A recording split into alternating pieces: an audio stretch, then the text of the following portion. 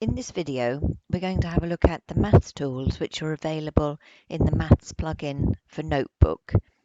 And they're in this icon here, which is the pi icon. So first of all, there's some graphs here.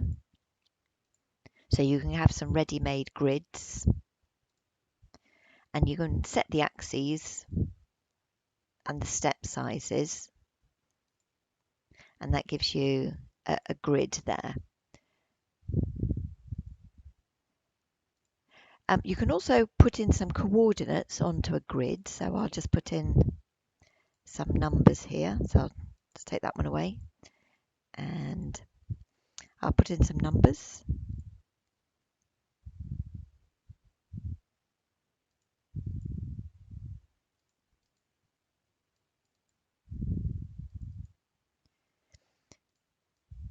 And then if I want to put those coordinates onto a grid, if you go down to the drop-down menu and look for Maths Actions, it gives you the option of generating a graph.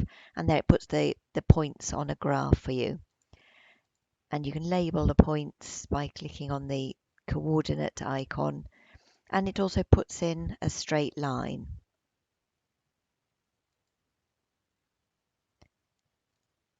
You can make polygons. So if you click, it generates a polygon.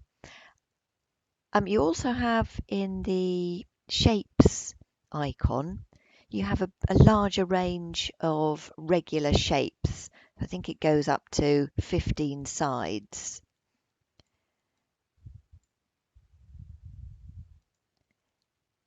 And probably the most useful is the equation editor, which is this here, which is just like an equation editor in Word. So click on the icon that you want, and I'll put in a fraction. Now the equation editor also allows you to generate graphs and find zeros and minima and maxima. So if I put an equation here,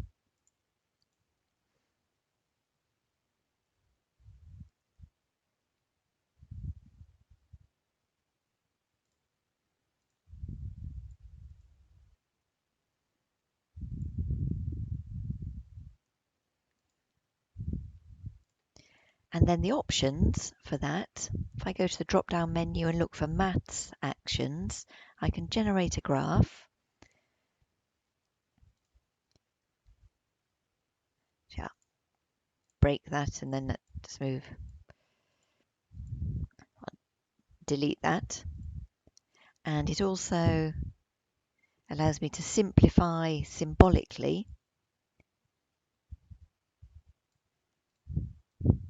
Although when I've tried that, it doesn't work that well, but it does sometimes. The other thing we can do is to find the zeros.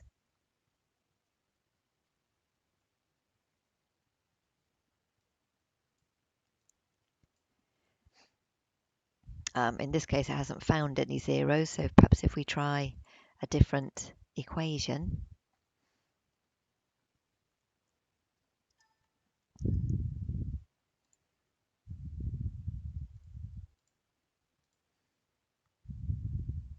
So go to Maths Actions and find zeros.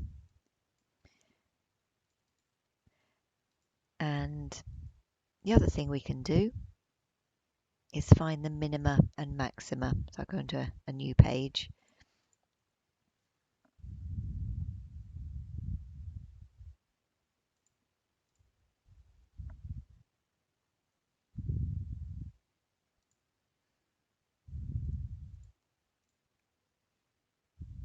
Go to Maths Actions and then find Extrema, and that generates our minimum value at 0, 3.